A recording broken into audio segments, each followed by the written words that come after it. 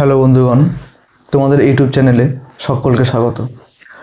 मेरे जो non Bengali viewers है उन लोग को भी स्वागत है। चैनल आप लोगों का है। চলো আজকের মেন টপিকে আসা যাক। সেটা হচ্ছে যে গতকাল যেহেতু আমরা একটা জিনিস দেখলাম যে সেটা হচ্ছে যে 10 নম্বর যে কেসটা, যেটা খুব ভাইটাল একটা ব্যাপার, সেটা নিয়ে কিন্তু কোর্ট কোনো রকম সহানুভূতি বলো বা সিরিয়াসনেস বলো গতকাল দেখতে পাইনি। আমি বলেছিলাম এটা যে চোখে পড়েনি, উল্টে একটা অদ্ভুত আপডেট উঠে এসছে। সেটা সবাই জানো, একটু রিমাইন্ডার দিচ্ছি। সেটা হচ্ছে যে 9-10-এর এক্সপিরিয়েন্স নাম্বার নিয়ে 11-12-এর এক্সপিরিয়েন্স দেখানো যায়, বা 11-12-এর এক্সপিরিয়েন্স নিয়ে 9-10-এও দেখানো যায়। কালকে এটা জাস্টিস কনফার্ম করেছে যে যারা 9-10-এর রিক্রুট হতে চলেছে বা যারা 11-12-এ 9-10-এর টিচার, যারা 11-12 এক্সপিরিয়েন্স দেখে প্যানেল আপ হয়েছে, এটা নাকি মানে গ্রান্টেড আর কি। কারণ যেহেতু তারা এক্সপিরিয়েন্সটা রয়েছে এবং তারা হায়ার ক্লাস নেয়, এরকম কিছু আরও কিছু লজিক দেখানো হয়েছে। আমি ডিটেলসে যাচ্ছি না, বেকার লেন্থ বাড়িয়ে লাভ নেই ভিডিওর। তোমরা সবাই জানো যে 9-10-এর এক্সপিরিয়েন্স 11-12 গ্রান্টেড, 11-12 এক্সপিরিয়েন্সটাও 9-10-এ গ্রান্টেড হতে চলেছে। জাস্ট গল্প শেষ। এটা নিয়ে কালকে কনফার্ম হয়েছে। আর রেশিও মেনটেনের ব্যাপারটা বেশ কিছু সাবজেক্টে হয়নি, সেটা নিয়ে শুনানিগুলো রয়েছে। আর যেহেতু 10 নম্বরের যে ক্যান্সেলেশন, এটা সেগুড়ে বালি আজকের ডেটে, তবুও যদি 10 নম্বরের মানে ব্যাপারটা নিয়ে হিয়ারিং হয় যদি ভবিষ্যতে, এইটা একটা আশা আছে। সে আশা না থাকাই মানে আশা না করাই ভালো। তবুও যেহেতু গতকাল এই নিয়ে কোনো রকম ইস্যু বা হিয়ারিং মানে পয়েন্টটাই ওঠেনি কোর্টে, সেহেতু দেখা যাক কী হয়, তবে আশা করে লাভ নেই। এবং নেক্সট হিয়ারিংগুলো কনসিকুয়েন্টলি হবে, সেটা হচ্ছে 20, 24, 26, 28 এই ডেটগুলোতে হবে, এই জানুয়ারি মাসেই হবে। এটা একটা গেল। দ্বিতীয় কথা যেটা মেন পয়েন্ট, সেটা হচ্ছে যে দেখো, ফ্রেশার্সদের এই মুহূর্তে স্মুথলি কিছু হবে না, আমি অ্যাডভান্স বলে দিলাম। সেই 10 নম্বর মাইনাস হোক বা প্যানেল সেগ্রিগেশন তো হবে না, আলাদা করে প্যানেল হবে বলে আর জানি না কতটা কি হবে। কারণ সরকার এবং কমিশন জয়েন্ট হ্যান্ডেডলি যেভাবে খেলছে না, এদের কাছ থেকে কিছু পজিটিভ আউটকাম এক্সপেক্ট করা চরম বোকামি হবে। দুজনেই খেলছে, কমিশনও খেলছে আর আমাদের বিচার ব্যবস্থা, কোর্ট, জাস্টিস খেলছে। এরা গতকালকে আমি যা বোঝার বুঝে গেছি, বলতে চাচ্ছি না ডিটেলস। যেটা বলতে চাচ্ছি সেটা হচ্ছে যে ফ্রেশার্সদের হয়তো ভবিষ্যতে, হয়তো নয় কনফার্ম, সেটা হচ্ছে যে আইনের রাস্তায় হাঁটতে হবে। নিজেদের অধিকার, হক, যেটা রাইটস, এটাকে ছিনিয়ে নিতে হবে, কেউ দিয়ে দেবে না। এর রাস্তা আন্দোলন একটা, আর কেস 2025-এর যারা ফ্রেশার্স, তাদের কিন্তু কেসের রাস্তায় হাঁটতে হবে। এই 10 নম্বরের বোঝা মানে যেগুলো হচ্ছে সেগুলো তো সবাই তোমরা জানো, ভুক্তভোগী। তো এই নিয়ে কেসের রাস্তায় হাঁটতে হবে। এবং অলরেডি কিন্তু কেস উঠতে চলেছে। যদি কেউ ইন্টারেস্টেড থাকো, আমি সমস্ত রকম আপডেট তাহলে আমি দিয়ে দেবো এবং সব কিছু প্রোভাইড করবো আমি কেসের।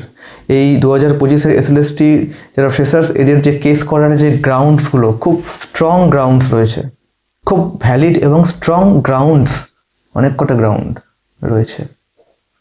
সেক্ষেত্রে জিনিসটা, জাস্টিসটা এবং রাস্তাটা সরকার দেবে না, কমিশন দেবে না, কোর্টও দেবে না যেচে পড়ে। এটা আমাদের আনতে হবে। লাগাতার আন্দোলন এবং কেস করে। আমি এটা ফ্রেশারদের বলছি, এইটা একটা ওয়ে আউট। আর কোনো ওয়ে আউট আমি দেখতে পাচ্ছি না, ঠিক আছে? কারণ প্যানেল সেপারেশনের ব্যাপারটা কতটা ভ্যালিডিটি আজকের ডেটে থাকবে বা হবে কি না আমি জানি না। কারণ সবাই কোনো না কোনো জায়গা থেকে আমার কাছে গট আপ মনে হচ্ছে আজকের ডেটে। আমি কিছু পজিটিভ বলে স্বপ্ন দেখাতে পারছি না, আই এম সরি। খুব বাস্তব কথাটাই বলছি, তুলে ধরছি আমি। কারণ হচ্ছে এটাই যে ওরা আন্দোলন করলে দমিয়ে দিচ্ছে। গত যে আন্দোলনটা হলো 2 দিন আগে, এই যে আমাদের 5 তারিখ, এটা সাকসেস হয়নি। তো সেক্ষেত্রে কেসের একটা ব্যাপার থেকেই গেল এবং সেটা সেই রাস্তায় হাঁটতে হবে, কারণ কিছু করার নেই। কেসের এর একটা অনেকগুলো স্ট্রং গ্রাউন্ড, 10 নম্বরের একটা গ্রাউন্ড আছে। 2025-এর জন্য ফ্রেশ যে সিটটা অ্যালটেড, সেই সিটগুলো কোথায় যাবে? এটা আমার সব থেকে ভ্যালিড কোয়েশ্চেন যেটা আমি বলছি। সেটা হচ্ছে যে 2025-এর যারা পরীক্ষা, যে ফ্রেশার্স, তাদের জন্য যে 28,000 প্লাস 3,000 অ্যাড বা একটা ভালো অ্যামাউন্টের সিট রয়েছে, সিটটা খুব একটা কম না। যারা দোরগোড়ায় গিয়ে বসে আছে 59, 58, আমি 60-এর মধ্যে বলছি, 59, 58, 57, 56 যারা বসে আছে, তো সিট তো আছে আলাদা করে। 2025 যারা ফ্রেশার্স, আমি একটা শর্টস দিয়েছিলাম, একজন আমায় কমেন্টসও করেছিল, আমার এক শ্রোতা বন্ধু, যে স্যার আপনি এর কথা বিশ্বাস করলেন, আপনার চ্যানেল বয়কট করলাম। দেখো, সেটা তোমাদের পার্সোনাল ইচ্ছে। আমি আমার ভিউ বাড়ানোর জন্য, সাবস্ক্রিপশন নেওয়ার জন্য আমি কিন্তু চ্যানেলটা খুলিনি। যেটা সত্য, যেটা ইনজাস্টিস, সেটা লড়ার জন্য। তবুও আমি কেন বলি যে সাবস্ক্রিপশন করো, পাশে থেকো, কারণ একা তো কিছু করা যায় না, তোমাদের সাপোর্ট আমার দরকার, আমার এবং আমাদের সব্বার। একে অপরের কাঁধে কাঁধ মিলিয়ে চলার সময় এখন এসেছে এবং এটা করতে হবে। আমি সেই জন্য বলি, আমার আর কোনো উদ্দেশ্য নেই। তো কল্যাণ ব্যানার্জি বলেছিল যে এরকমভাবে, হ্যাঁ, যে ফ্রেশ সিট তো আছে, ফ্রেশারদের জন্য সিট তো আছে, 28,000 আছে, ওখানে রিক্রুট হবে, খুব জোর গলায়। এবং আমার কাছে ফুটেজটা রয়েছে, আমি শর্টসে দিয়েও দিয়েছি, এবং তাছাড়া চাইলে দেখতেও পারো। তো এই অ্যাঙ্গেল থেকে তাহলে আমাদের এবার আইনের সহায়তা নিতে হবে, ওইভাবে হাঁটতে হবে। নাহলে এটা আর কিছুই হবে না। এটা সেই 2011-12 যে আপারটেট হয়েছিল তার মতো পুরো শেষ হয়ে যাবে। ঠিক যেমনভাবে 11-12গুলোকে ইন্টারভিউয়ে না ডেকে 15 টেট কোয়ালিফাইগুলোকে রিক্রুট করে দিল, হ্যাঁ, ঠিক সেই জিনিস, ঠিক সেই জায়গায় গিয়ে দাঁড়াচ্ছে বা দাঁড়াতে চলেছে। তাই অতি সত্বর আইনি সহায়তা নেওয়াটার দরকার আছে। এটা খুব ভ্যালিড বললাম, কোনো রকম কন্ট্রাডিক্টরি কোনো কথা আমি বলছি না, কারোর বিরুদ্ধে বা ক্যাটেগরাইজও করছি না। ইন সার্ভিসদের চাকরি সিকিওর, সুপ্রিম কোর্ট বলে দিয়েছে, কোনো হেলদোল হবে না, ওরা ঠিক জায়গায় জয়েন করে নেবে। ভিক্টিমাইজড বলির পাঠা কারা? 2025-এ যারা ফ্রেশার্স, যারা 10 নম্বর অ্যাড করে যারা প্যানেলে ঢুকতে পারেনি, মেরিট লিস্টে আসতে পারেনি, ইন্টারভিউ ডাক পায়নি। এই কথাগুলো, এই দেখ, নেক্সট ডেটগুলো হিয়ারিং কী রিগার্ডিংস হবে, কি হবে না হবে, সেটা কতটা ফলপ্রসূ বা কতটা কার পক্ষে বিপক্ষে যাবে, ঠিক আছে, সেইটা নিয়ে আমার সন্দেহ রয়েছে।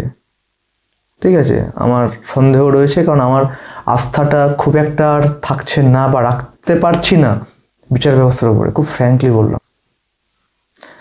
তোমরা কীভাবে নেবে সেটা তোমাদের ব্যাপার, আমি আমারটা বললাম, পার্সোনাল ভিউটা বললাম।